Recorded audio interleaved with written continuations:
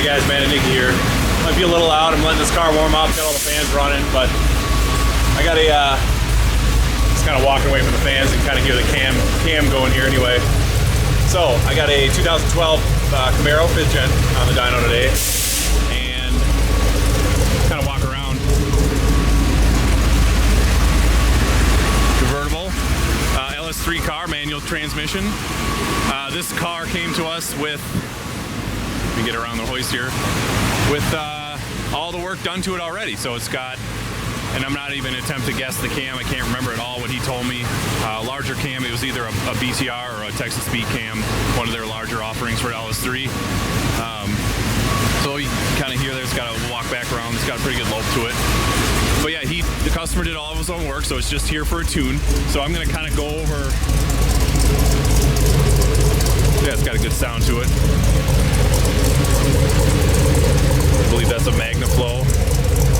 Yep, he's got a MagnaFlow cap back on it. It's got long tube headers on it. It's got the cam, no head work, stock intake manifold, Can-in cold air, and that's pretty much it. So kind of just a cam only deal. So yeah, I'm gonna kind of go, I have not done any pulls on this yet. I threw a bass tune at it, and I'm gonna kind of go through the tuning process today on this thing. So I got it idling, got my wideband hooked up. We are data logging. Obviously I want to get the thing warmed up. Especially on the cam cars, really want to make sure we got to go to all temperature and stuff when we're doing these. So I haven't done, like I said, I did a bass tune. Kind of where I start off with a cammed LS3, you know, 5th Gen Camaro. I got kind of my basic tune that I start with, and you can see the fuel trims are adding a little bit, so I'm gonna have to touch that up. So I'm gonna run it up and down through the gears a little bit, just some light load, medium load, see where the fuel trims are at, and then we'll start getting into some wide open throttle stuff. So I'm gonna set the camera down, and we'll go from here.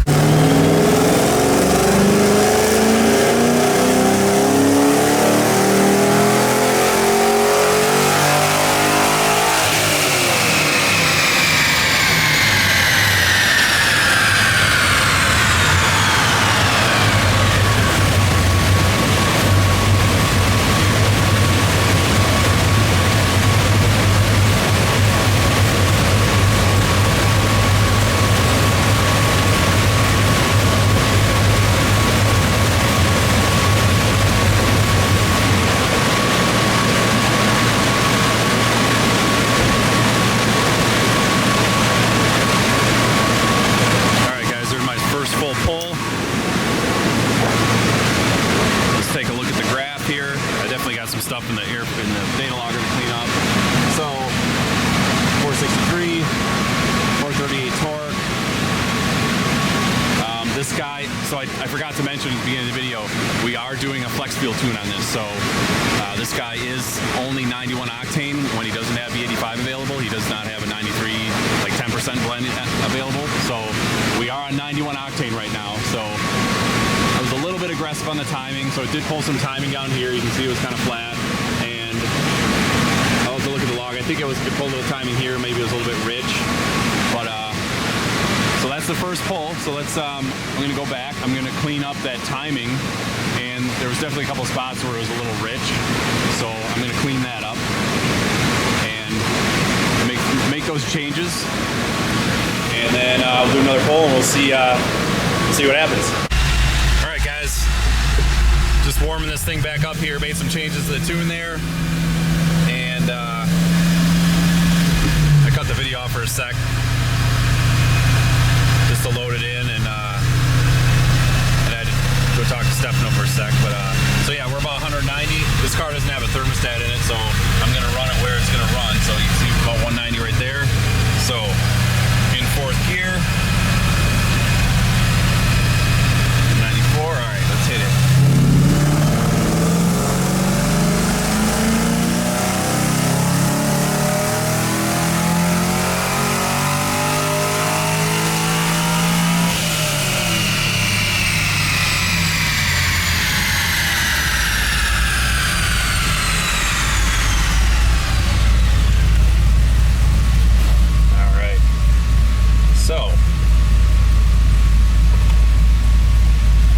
like it's idling nice. I got that nailed down. It's one thing.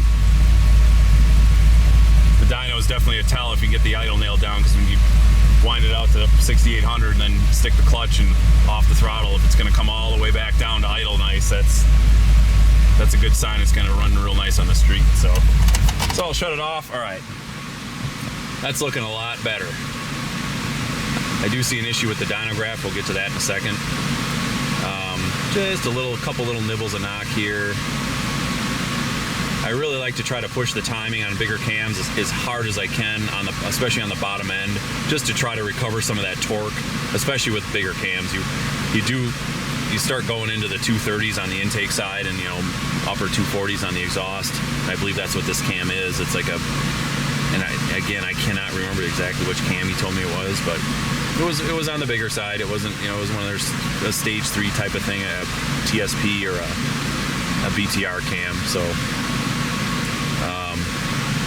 you can see, taking that timing out right there, just a tiny little nibble, 0.3, that's 0.4, that's pretty acceptable. There's a 0.1, 0.2 there. Still a little bit down here. I gotta maybe go look at my burst knock settings, because it almost looks like a little bit of burst knock yet. I'm pretty sure I'd shut that off, but sometimes I gotta adjust some of those other settings. So, and you can kind of see it here in the air mass. I'm definitely over 6,400. I'm dropping pretty hard on it. I mean, it doesn't look like much here, but this drop off right here, you can kind of see it. And the dyno graph is really showing that. And I think we got a valve control problem. So what this is I just talked to Stefano about it. He couldn't quite remember which cam it was, but this guy put, and we've had problems in the past, the aluminum roller rockers, and they just, the tip weight of those aluminum rockers that you can put on these LS motors, those roller rockers, they're actually a heavier rocker. So, you know, the part of the rocker that matters is the tip at the valve. That's what's oscillating up and down. And most of those aftermarket aluminum ones are actually heavier at the tip than they are. The overall rocker might be the same or lighter than a stock rocker, but at the tip it's heavier, there's more mass, and so the valve control just is not that good unless you got a really stiff spring, you know, something beyond where you want to run like a street roller lifter or even a stock lifter in this case. So this is looking pretty good. I'm a little, well, I might put a little bit of fuel here. Top end fuel looks really good. That looks really good. These NA cars, I like to try to nail this air fuel ratio down, just almost dead nuts. I'm a little rich there. Pull a little bit there.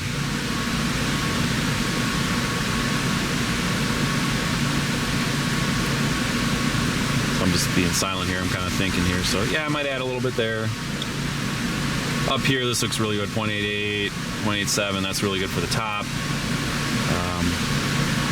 Yeah, let's go take a look at the dyno graph. So you're gonna see it. I'm gonna turn these fans off.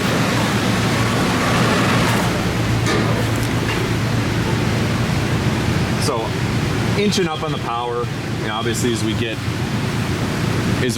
kind of the air fuel curve smoothed out and get the timing where the engine likes it, where the fueling, you know, where we're basically at 91 octane timing.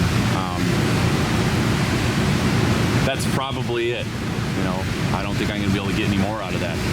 But let's take a look at that dip. I'm gonna take those other 2 runs off, those first 2 runs, and let's just take a look at this last run so I can take a look at this dip. Yeah. So there's something going on right here, and I guarantee you we're having a valve control problem. And it might even be starting here too, where we're starting to get some spring oscillation, where the springs actually, you can go on YouTube and run, you know, go search valve spring oscillation where they got that slowed down. You can actually see valve bounce and stuff like that. I think that's probably what's going on here, unfortunately. And at this point in time, with what we're doing in this shop, this car was really just here for a tune, so it's going to be, I might have to just deliver back to the customer like this. I will put it on E85, so we'll continue the video, but I'll probably just have to cut the run short. You know, it looks like probably 6,500. That's it for now. I'll probably set the rev limiter.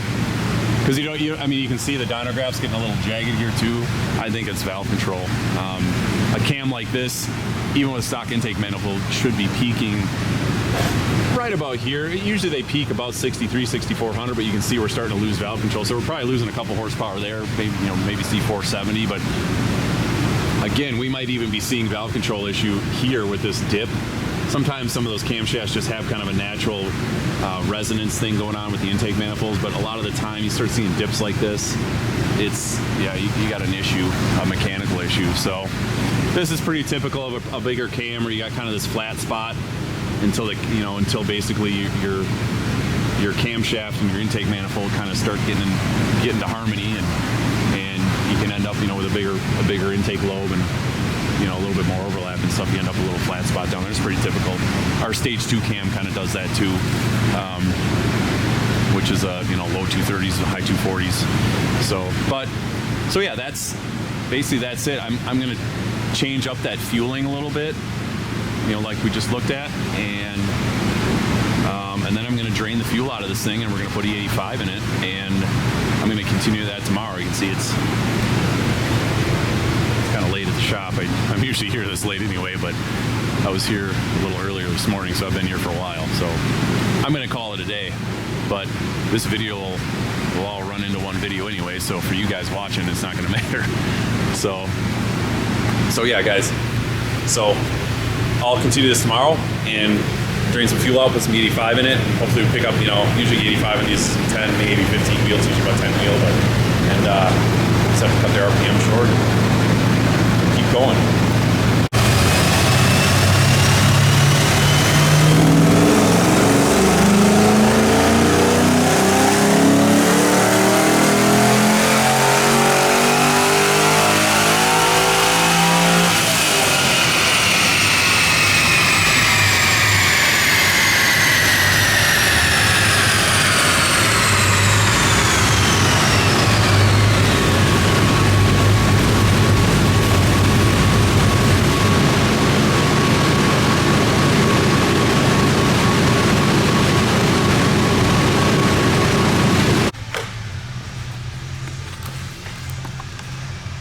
Alright guys, so update on this car.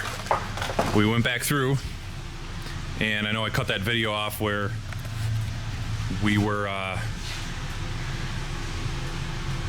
seeing some valve control issue at the top, and we talked to the customer, and he decided to have us fix it for him. Alright, so that's the area of importance, and that's where I was concerned about the valve issue. And obviously we resolved it. So we swapped out the rocker arms and we swapped out the push rods, and that was the result. So that blue line was with the aluminum rockers. It had some aluminum rocker arms on it, and it had some 7.4 inch push rods. So we went to a stock rocker arm, which is the red run, with upgraded trunnions and a 7.425 push rod. Reason being behind the longer push rods, aftermarket cams usually have a little bit of a smaller base circle, and if you don't increase the length of the push rods, you don't get the proper preload on the lifters. Now, the preload on the lifters was about was about 55 thousandths, which is fine. That's still within the range of a usable range of an LS lifter, but I like to run them more like 80 thousandths. So, and that's exactly what we achieved with, you know, adding 25 thousandths of an inch of length on the push rods. So we, this is where we ended up. So again, all we did was swap the rockers over. So this is E85 for both pulls, and this was the best I got to on E85 before we did the rocker swap and push rod swap, and this is the run I just did. So you can see, and you know, there's a little bit of mid-range here, and maybe there is a little bit of a frictional gain by having that roller tip, but at the sacrifice of top end valve control, you know, total top end. And you can see again that these pulls here, obviously earlier in the video I was talking about that. I was uncomfortable taking them.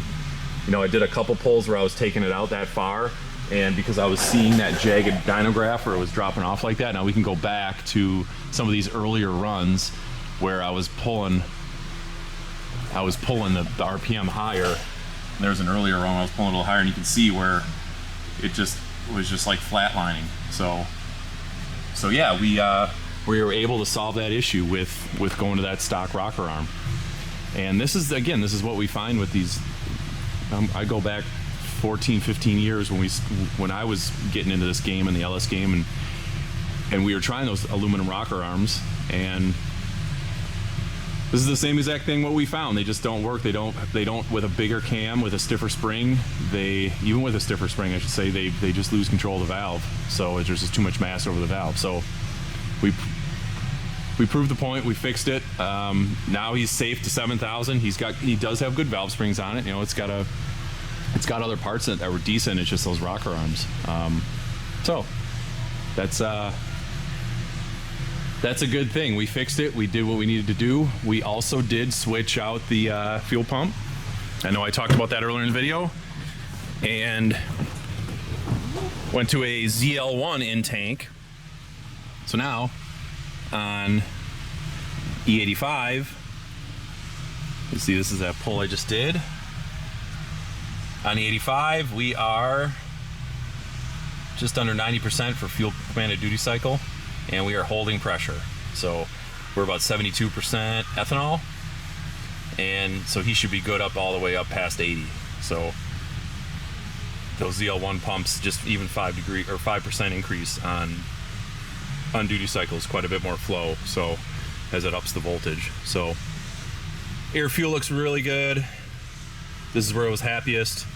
0.86, 0.87. You can see for my Lambda, I'm all the way across. I'm about there. Timing. Didn't really do much more. I added a degree of timing, is all I was able to add. Or I should say that's all I added from over the 91 octane. And that was, you know, part of that little bit of a gain we got. So yeah, I'm really happy with this. This is I'm happy we were able to get him fixed up and get him so he can turn some RPM with this thing. Otherwise it's kind of no fun, you know. You put a cam, and at least for me, that's part of the fun with camming an LS is, you know, instead of it cutting out a 60, 64, 6500, being able to pull it all the way to 7,000. It just sounds good. It's fun to do, you know, stick shift car, you want to be able to rev it up. So yeah, that'll wrap it up for this car. I'm glad we were able to get that fixed for him, and he should be a happy customer. So thanks for watching, guys, and we'll see you next time.